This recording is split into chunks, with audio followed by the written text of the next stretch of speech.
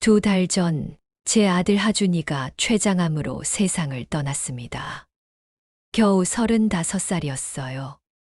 아직도 믿기지 않아요. 하루아침에 건강하던 아이가 병원에 입원하더니 6개월 만에 세상을 떠났거든요. 며느리 설인이와 5살 손녀 소은이만 남았죠. 저는 이 가족을 지켜야 한다고 다짐했습니다. 아들이 떠나기 전에 제 손을 꼭 잡고 말했거든요. 엄마, 소은이 부탁해요. 설인이도 많이 힘들 테니까 도와주세요. 그래서 저는 며느리에게 1억 원을 줬어요. 생활비도 걱정 말라고, 소은이 교육비도 제가 다 맡겠다고 했죠. 반찬 가게 35년 운영해서 모은 돈이었지만 아깝지 않았어요. 우리 가족이니까요. 그런데 오늘 이 한 장의 사진이 제 인생을 완전히 뒤바꿔 놓았어요. 사실 이 사진을 발견하게 된 계기가 있어요. 오늘 아침에 소은이 유치원에서 연락이 왔거든요. 할머니, 소은이가 요즘 이상한 말을 자꾸 해요. 이상한 말이요? 새 아빠가 생겼다고 하고 주말마다 새 아빠랑 놀러 간다고 해요. 그리고 자꾸 삼촌이랑 아빠를 헷갈려 해요. 가슴이 철렁했어요. 새 아빠라니. 설마 며느리가 벌써 다른 남자를 만나고 있는 건 아니겠죠. 유치원에 달려가서 선생님과 상담을 했어요. 선생님이 보여주신 소은이 그림 일기에는 삼촌이라고 쓰인 남자 그림이 계속 나와 있더라고요. 키가 크고 모자를 쓰고 소은이와 손을 잡고 있는 그림들이었어요. 집에 와서 소은이 가방을 뒤져봤어요. 그랬더니 이 사진이 나온 거예요. 분수대 앞에서 환히 웃는 소은이, 그리고 그 옆에 손을 꼭 잡은 남자와 여자. 남자는 모자를 눌러 쓴 낯선이었고, 여자는 제 며느리였습니다. 처음엔 눈을 의심했어요. 혹시 착각일까, 우연일까. 그런데 사진 뒤에 적힌 날짜를 보고 온몸이 얼어붙었습니다. 여러분, 그 날짜가 언제였는지 아세요? 아들이 병원에서 마지막 항암 치료를 받던 바로 그날이었거든요. 제가 병실에서 아들 곁을 지키고 있을 때, 며느리는 소은이가 스트레스 받을까봐 밖에서 놀게 해주겠다면서 나갔었어요. 그때 이 남자와 함께 놀러 간 거였어요. 저는 손이 덜덜 떨리면서 며느리에게 전화를 걸었어요. 설인아, 집에 좀 와라. 할 얘기가 있다. 30분 뒤에 며느리가 소은이와 함께 왔어요. 저는 그 사진을 테이블 위에 놓고 말했어요. 설인아, 이게 뭐냐? 이게 다 뭐냐? 목소리가 떨려 제대로 나오지도 않았어요. 그런데 며느리는 눈 하나 깜짝하지 않더라고요. 오히려 차분하게 웃으면서 말하더라고요. 어머님, 오해예요. 그냥 소은이 체력 길러주려고 트레이너 만난 거예요. 요즘 애들 운동 부족하잖아요. 트레이너라니요. 여러분, 아이 손을 잡고 데이트하듯 걷는 트레이너가 세상에 어디 있나요? 그리고 저 사진 속 분위기가 어디 운동하는 분위기인가요? 하지만 그 자리에서는 더 따지지 않았어요. 소은이가 있었거든요. 아이 앞에서 어른들이 싸우는 모습을 보여주고 싶지 않았어요. 며느리가 간 후에 저는 밤새 잠을 못 잤어요. 계속 그 사진이 머릿속에 맴돌더라고요. 그리고 아들이 병상에서 했던 말들이 떠올랐어요. 엄마, 설인이가 요즘 이상해요. 왜? 자꾸 핸드폰만 보고 나랑 눈을 잘 안 마주쳐요. 그리고 주말마다 소은이 데리고 나가는데 어디 가는지 잘 안 알려줘요. 그때는 아들이 예민해져서 그런가 보다 생각했어요. 암 환자들이 그럴 수 있다고 들었거든요. 하지만 지금 생각해보니 아들이 뭔가 눈치채고 있었던 것 같아요. 다음 날 새벽 잠이 안 와서 아들의 유품을 정리하기 시작했어요. 장례식 이후 차마 열어보지 못했던 상자들이었거든요. 아들의 옷, 책, 시계. 하나하나 꺼내다가 작은 USB 하나를 발견했어요. 라벨에는 하준, 기록이라고 아들의 손글씨로 적혀 있었죠. 이게 뭘까 싶어서 두려운 마음으로 노트북에 꽂았어요. 그랬더니 여러 개의 파일이 떴어요. 녹음 파일, 동영상 파일, 사진 파일들이 날짜별로 정리되어 있더라고요. 첫 번째 녹음 파일을 클릭했는데, 여러분, 제 심장이 멈출 뻔했어요. 아들의 목소리가 들렸거든요. 숨이 가쁘고 기침 소리가 섞인 약한 목소리였어요. 오늘은 2024년 8월 15일. 설이나 오늘도 토요일이지. 소은이라. 그 사람 만나는 날이잖아. 나 알고 있었어. 여러분, 제 아들은 이미 알고 있었던 거예요. 며느리가 다른 남자와 만났다는 걸. 그런데 저한테는 단 한마디도 하지 않았어요. 녹음이 계속됐어요. 처음엔 설마 했어. 내가 예민해진 건가 싶었어. 그런데 증거가 너무 많아졌어. 핸드폰 진동 소리, 몰래 웃는 모습, 소은이가 삼촌 이야기할 때 당황하는 표정. 다 보였어. 엄마한테 말 못했어. 엄마가 무너질까봐. 엄마가 나 때문에 이미 충분히 힘든데 이런 일까지 알면 어떻게 견뎌? 내가 제일 아픈데 내가 제일 겁이 많아졌어.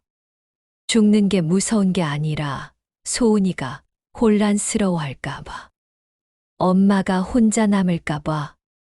목소리가 점점 흐려졌어요. 소은이가 웃는 영상들 내가 일부러 모았어. 혹시라도 나 없는 뒤에는 엄마가 알아야 할 것 같아서. 엄마가 소은이를 지켜줄 수 있게.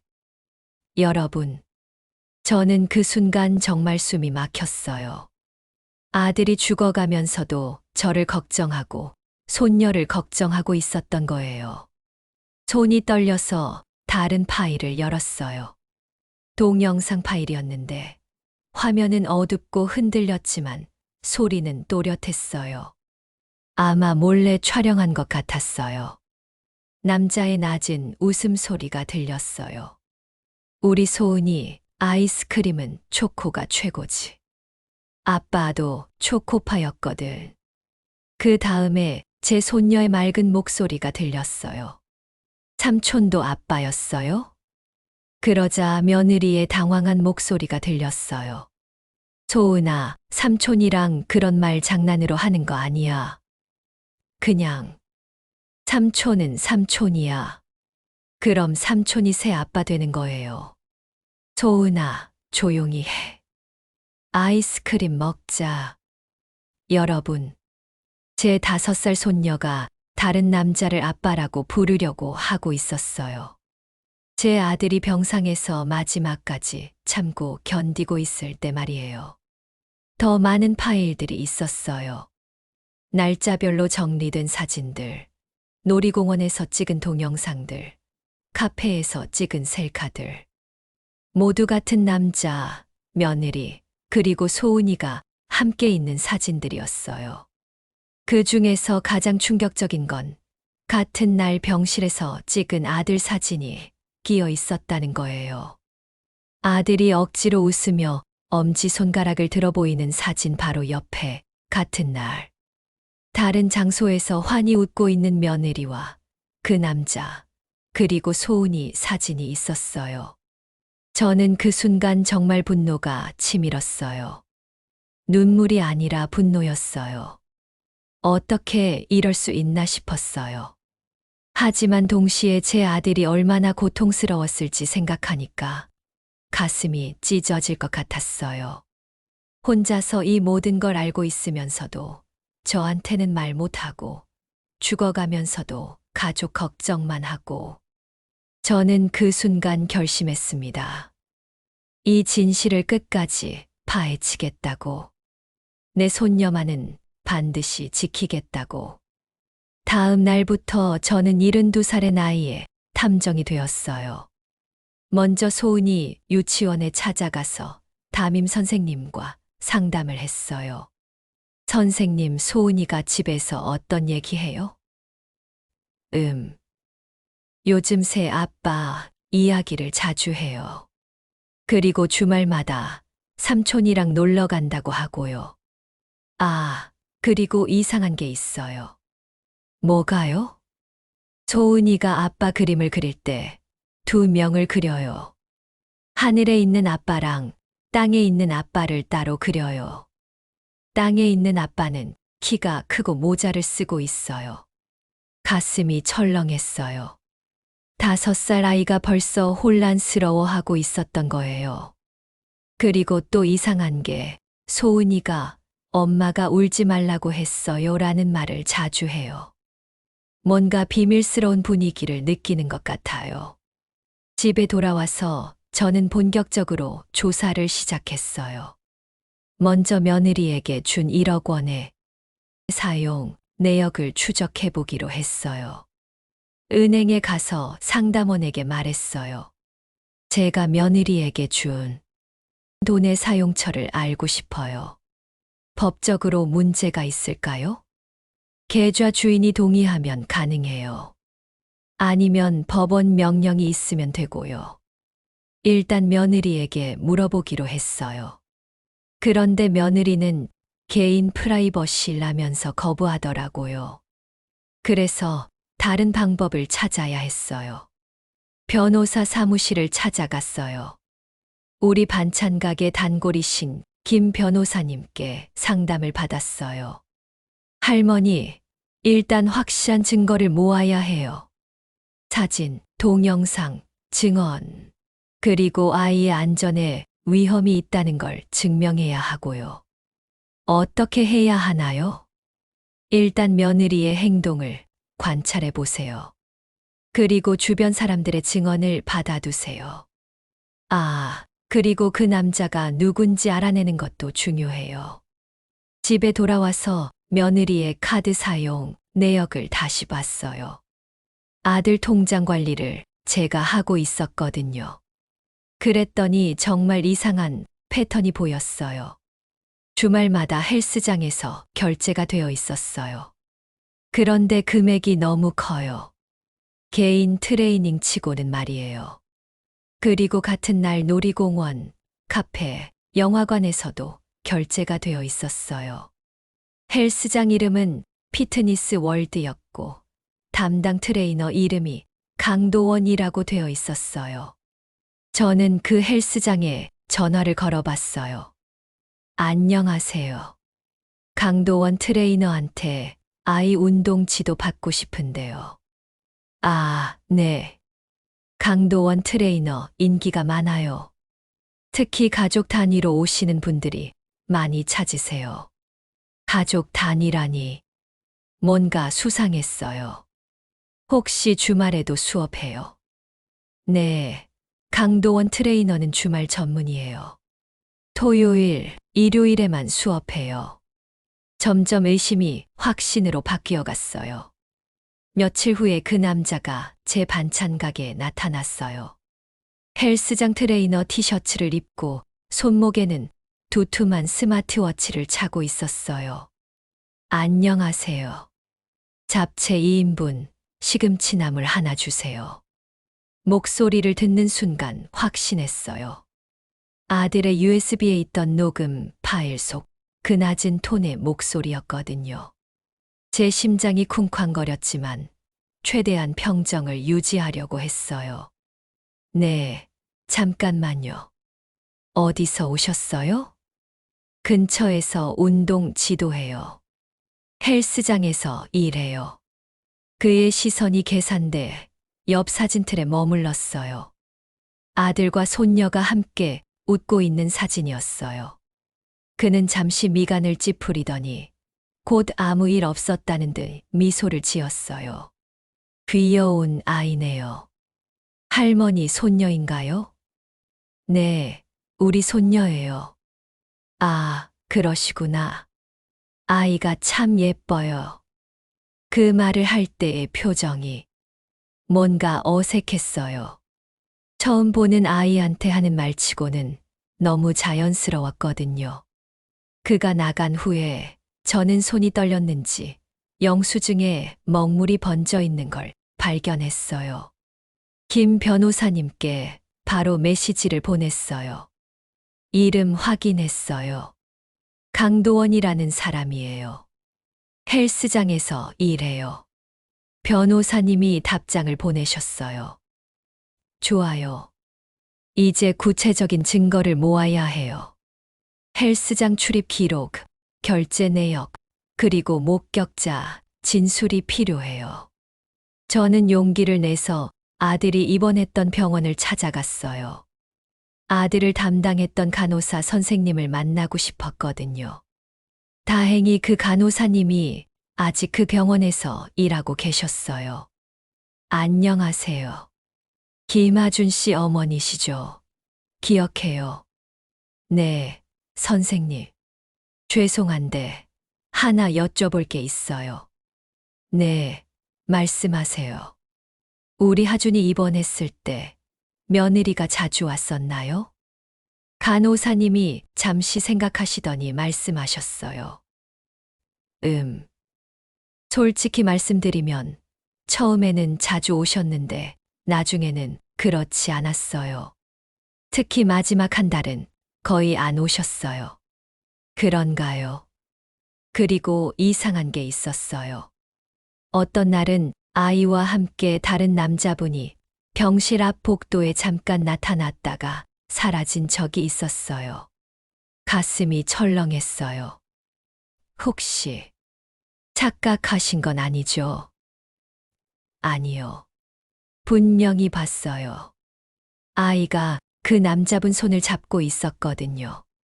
그리고 환자분 부인이 그 남자분과 뭔가 이야기를 나누는 걸 봤어요. 언제쯤이었나요? 8월 중순쯤이었던 것 같아요. 환자분이 많이 힘들어 하실 때였어요. 바로 아들의 USB에 있던 사진들과 같은 시기였어요. 그리고 또 하나 이상한 게 있었어요. 뭐요?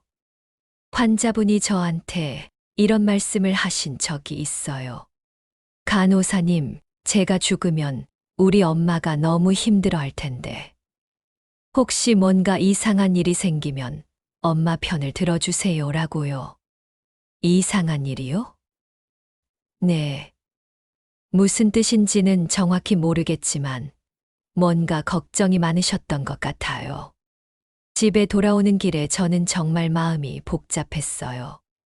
아들이 이미 다 알고 있었고 마지막까지 저를 걱정하고 있었다는 게 너무 슬펐어요. 그날 밤 며느리에게 연락이 왔어요.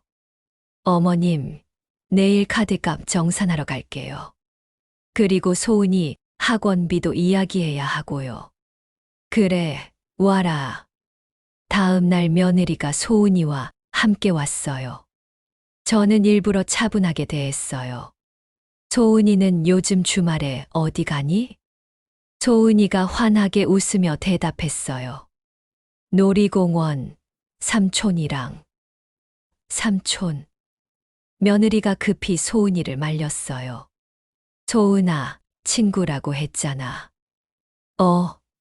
그래요. 친구. 아니, 삼촌. 아이가 헷갈려하는 모습을 보니 가슴이 아팠어요. 며느리는 다시 설명했어요. 할머니, 체육놀이 하는 데예요. 트레이너가 아이들 체력 봐주고 있어요.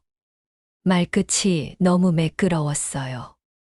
오랜 시간 연습한 것처럼요. 저는 더 묻지 않았어요. 대신 작은 수첩의 날짜와 대화 내용을 메모했어요. 김 변호사님이 모든 걸 기록하라고 했거든요. 점심 무렵에 또 다른 일이 일어났어요. 강도원이 다시 가게에 왔어요. 이번에는 운동복이 아니라 평상복을 입고 있었어요. 어제 반찬이 맛있어서 또 왔어요. 고맙네요. 뭘로 드릴까요? 김치찌개용 김치 좀 주세요. 그리고 밑반찬 몇 개요. 그런데 이상한 게 주문하면서 계속 제 표정을 살피더라고요. 뭔가 눈치를 보는 것 같았어요. 혹시 따님이 이 근처 사세요? 갑자기 무슨 뚱딴지 같은 소리인가 싶었어요. 따님이요? 아, 아니에요. 그냥 어제 사진 보니까 가족이 화목해 보여서요. 그 순간 저는 확신했어요. 이 사람이 우리 가족 상황을 알고 있다는 걸. 그리고 뭔가 걱정하고 있다는 걸. 우리 아들은 올해 세상을 떠났어요. 아, 죄송합니다. 그의 표정이 순간 굳어졌어요. 그리고 급하게 돈을 내고 나갔어요. 저는 바로 김 변호사님께 전화를 걸었어요. 변호사님, 그 사람이 또 왔어요. 그런데 뭔가 눈치를 보는 것 같아요. 아, 그럼 이제 본격적으로 법적 조치를 취해야겠네요. 내일 법원에 가서 상담을 받아보세요. 다음 날, 저는 가정법원을 찾아갔어요. 생전 처음 가보는 곳이라 너무 떨렸어요. 하지만 소은이를 위해서는 뭐든 해야 했어요. 법원 상담실에서 상담관님과 이야기를 나눴어요. 할머니 상황을 정리해보니 임시보호 조치를 신청할 수 있을 것 같아요. 임시보호 조치요? 네. 아이의 안전과 복리에 위험이 있다고 판단될 때 일시적으로 보호자를 변경하는 거예요. 그럴 수 있나요? 네, 가능해요. 다만 확실한 증거가 필요해요.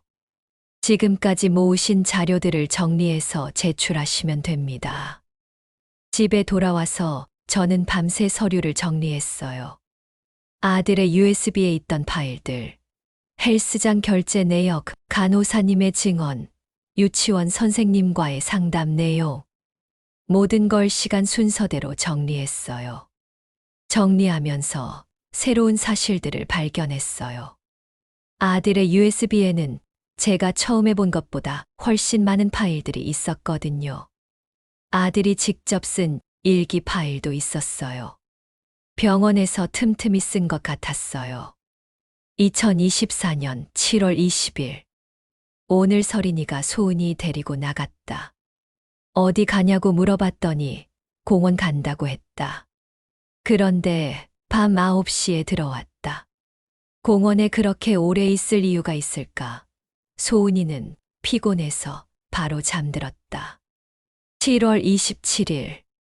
서린이 핸드폰에서 카톡 소리가 계속 난다. 누구냐고 물어봤더니 친구라고 한다. 그런데 웃는 모습이 예전과 다르다. 뭔가 설레는 것 같은 웃음이다. 8월 3일. 소은이가 삼촌이라는 말을 했다. 무슨 삼촌이냐고 물어봤더니 갑자기 입을 다물었다. 서린이가 소은이에게 뭔가 말하지 말라고 한 것 같다. 8월 10일. 오늘 확실히 봤다. 서린이 핸드폰에 강도원이라는 이름으로 카톡이 왔다. 오늘 몇 시에 만날까? 가는 메시지였다. 8월 17일. 병실 창문으로 주차장이 보인다. 오늘 서린이가 소은이 데리고 간다고 할 때 주차장에서 기다리는 남자를 봤다. 키가 크고 모자를 썼다. 소은이가 그 남자에게 뛰어가서 안겼다. 마치 아빠에게 안기는 것처럼. 8월 24일. 엄마한테 말해야 하나 고민이다. 하지만 엄마가 이걸 알면 너무 충격받을 것 같다. 엄마는 이미 내 병 때문에 많이 힘들어 하시는데. 그리고 소은이는 어떻게 하지? 이 아이가 제일 중요한데. 9월 1일. 결정했다. 모든 증거를 모아서 엄마가 나중에 알 수 있게 해야겠다. 내가 죽고 나서 서린이가 소은이를 데리고 그 남자와 살게 되면 소은이가 혼란스러워할 것이다. 엄마가 소은이를 지켜주셔야 한다. 여러분, 읽으면서 눈물이 계속 났어요. 아들이 얼마나 고민했을지, 얼마나 마음 아팠을지. 그리고 마지막 일기가 있었어요. 9월 15일. 내일이면 수술이다. 성공할 확률이 낮다고 의사 선생님이 말씀하셨다. 만약 내가 깨어나지 못한다면, 엄마, 미안해요. 그리고 고마워요. 소은이 부탁해요. 그게 아들의 마지막 일기였어요. 수술은 실패했고 아들은 그 후 열흘 만에 세상을 떠났거든요. 저는 이 일기들을 모두 출력해서 서류에 첨부했어요. 그리고 며느리와 강도원의 관계를 더 자세히 조사하기로 했어요. 며칠 후 저는 그 헬스장을 직접 찾아갔어요. 큰 음악 소리가 철문을 타고 울리고 안에서는 사람들이 운동하고 있었어요. 카운터에 앉은 직원에게 말했어요. 강도원 트레이너 있나요? 네, 잠깐만요. 잠시 후 사무실 문이 열리며 그가 나왔어요. 저를 보자 잠깐 당황하는 기색을 보이더니 금세 웃으며 다가왔어요. 반찬 가게 사장님이시네요. 무슨 일로 오셨어요? 우리 손녀의 체력을 봐주신다고 들었어요. 그가 미묘하게 표정이 굳었어요. 아, 네. 아이가 밝아요. 운동신경도 좋고. 우리 아들이 병원에 누워있을 때도 좋았나 보네요. 그 순간 그의 얼굴이 완전히 굳었어요. 미간이 살짝 흔들리더니 금세 어떤 도덕적인 표정을 지었어요. 저희 센터는 고객 정보를 공개하지 않습니다. 이건 고객이 아니라 가족 이야기입니다. 그는 더 이상 말하지 않았어요. 대신 시선을 창밖으로 피했어요. 답 대신 침묵으로 사실을 인정하는 사람들처럼 말이에요. 저는 그 침묵도 증거로 기록했어요. 헬스장에서 나와서 김 변호사님께 전화를 걸었어요. 변호사님, 이름 확인했고 장소도 확인했어요. 그리고 그 사람의 반응도 수상해요. 좋습니다. 내일 아침 가정법원에 서류를 제출하러 갑시다. 임시보호 조치 신청을 넣어야겠어요. 그날 밤, 저는 아들 사진 앞에 앉아서 말했어요. 하준아, 엄마가 너 대신 싸워줄게. 소은이는 엄마가 지킬 테니까 걱정하지 마. 다음 날 법원에서 서류를 제출했어요. 담당 판사님이 서류를 검토하시더니 말씀하셨어요. 증거가 상당히 구체적이네요. 일단 임시 조치를 내려보겠습니다. 며느리분께 출석 요구서를 보내고 아이는 당분간 할머니가 보호하시기 바랍니다. 드디어 법적 절차가 시작된 거예요. 며느리에게 법원 출석 통지서가 나간 후 며느리가 급하게 저에게 연락을 했어요. 어머님, 이게 뭐예요?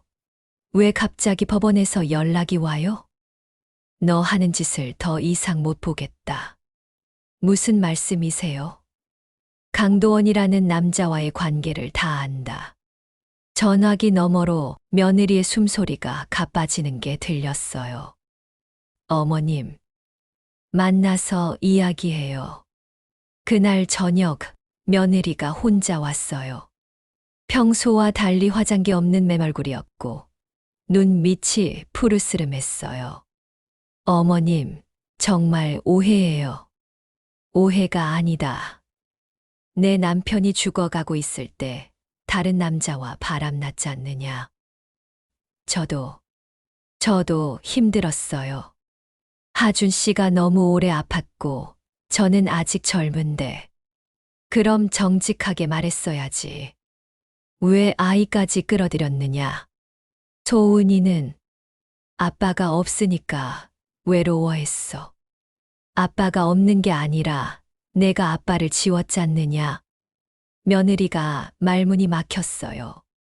어머님, 저는 정말 소은이를 사랑해요. 제가 낳은 아이예요. 낳은 사람의 자격은 기를 때 만들어지는 거다.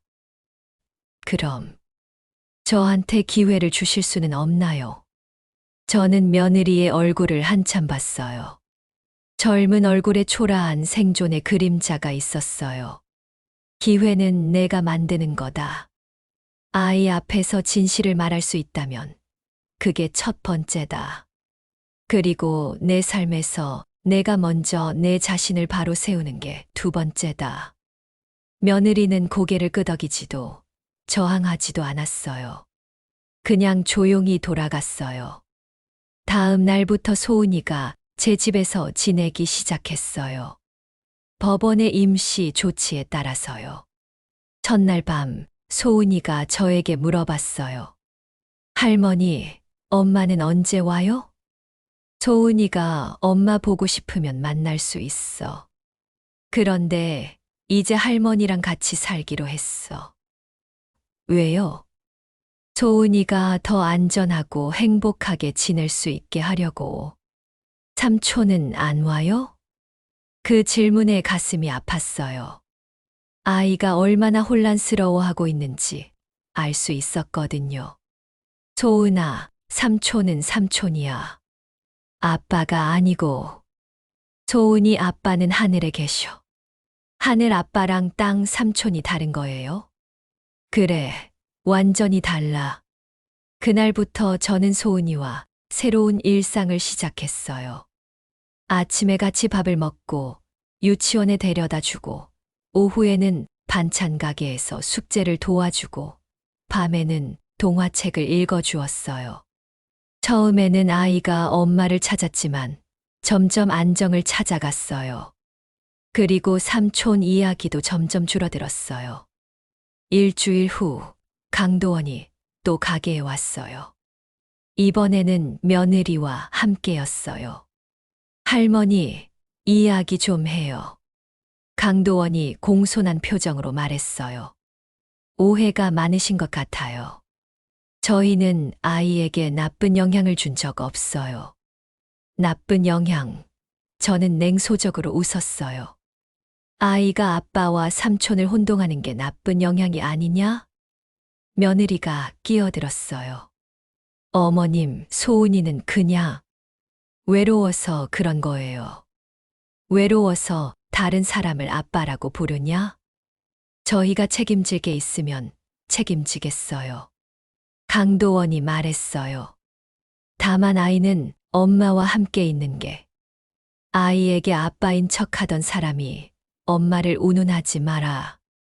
그들이 나간 후 저는 의자에 앉아 오래 숨을 고르며 생각했어요. 이 싸움이 언제까지 계속될까? 소은이에게는 어떤 영향을 줄까가. 하지만 포기할 수는 없었어요. 아들이 마지막까지 지키려고 했던 것을 제가 놓칠 수는 없었거든요. 몇 주 후 본격적인 법정 심리가 시작되었어요. 며느리도 변호사를 선임했더라고요. 법정에서 며느리 측 변호사가 주장했어요.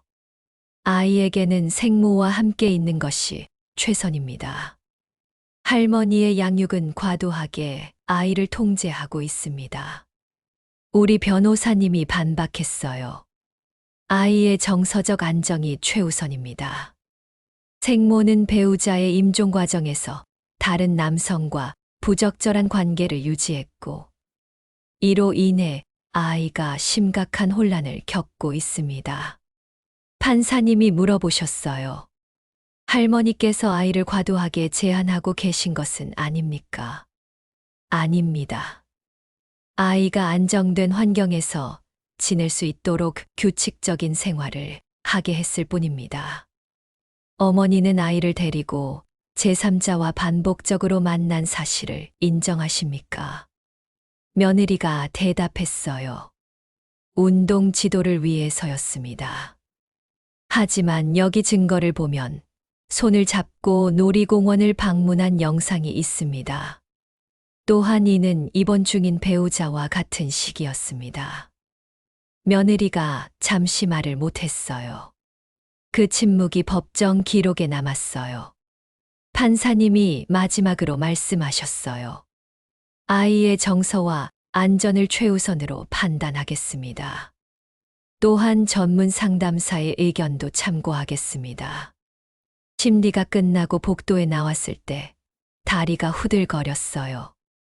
하지만 넘어지지 않았어요. 소은이가 기다리고 있으니까요. 집에 돌아가는 길에 소은이가 제 손을 잡고 말했어요. 할머니, 저 할머니랑 계속 살고 싶어요. 그 한마디에 모든 피로가 날아갔어요. 여러분, 아직 최종 결과는 나오지 않았지만 저는 끝까지 싸울 거예요. 제 손녀를 위해서요. 상담사 선생님이 소은이와 면담을 하신 후에 저에게 말씀해 주셨어요. 아이의 언어에서 삼촌이라는 단어가 많이 줄어들었어요. 그리고 아빠에 대한 개념이 명확해지고 있습니다. 안정된 환경의 효과가 나타나고 있어요. 몇 주 후 드디어 최종 판결이 나왔어요.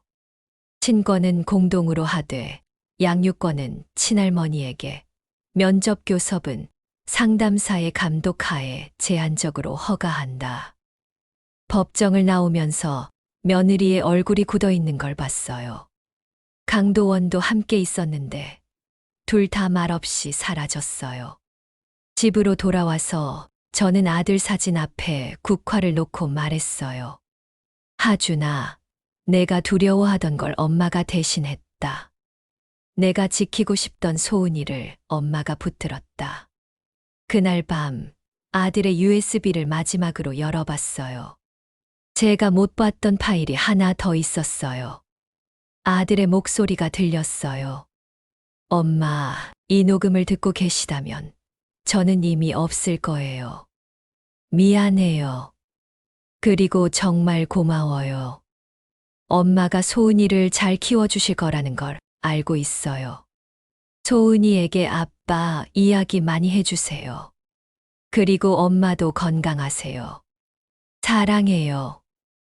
여러분, 그 순간 정말 많이 울었어요. 하지만 슬픈 눈물이 아니라 뭔가 해냈다는 기쁨의 눈물이었어요. 화면을 끄고 창문을 열었어요. 찬바람이 들어왔지만 마음 한쪽이 맑아졌어요. 시간이 조금 더 흘렀어요. 소은이는 예전보다 훨씬 밝아졌어요. 혼자서도 잘 잠들고 글씨도 야무지게 쓰고 무엇보다 아빠에 대해 분명하게 이야기할 수 있게 되었어요. 어느 날 소은이가 숙제 공책에 이런 문장을 썼어요. 아빠는 하늘에 있고 할머니는 내 옆에 있다. 그 한 줄을 읽으면서 지금까지의 모든 수고가 헛되지 않았다는 걸 느꼈어요. 며느리는 한동안 연락이 없다가 봄이 되어서 혼자 찾아왔어요. 많이 야위어 있었어요. 어머님, 강도원이랑 헤어졌어요. 그런가? 그리고 상담을 받고 있어요. 제가 뭘 잘못했는지 알겠어요. 그래. 소은이, 가끔 만날 수 있을까요? 상담사 선생님과 함께요. 저는 잠시 생각했어요. 내가 진짜 변했는지는 시간이 증명할 거다. 소은이가 원한다면 천천히 시작해 볼 수 있을 것이다.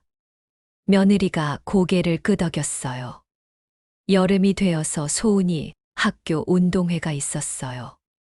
아이가 달리고 넘어지고 다시 일어나는 모습을 보면서 생각했어요. 가족이란 피로 시작할 수 있지만 끝은 돌봄으로 결정된다고. 끝까지 남아서 등을 내어주는 사람이 진짜 가족이라고. 운동회가 끝나고 집으로 돌아오는 길에 소은이가 말했어요. 할머니, 우리 오늘 미역국 먹을까요? 그럼 우리 소은이 상 받은 기념으로 2그릇 끓여줄까?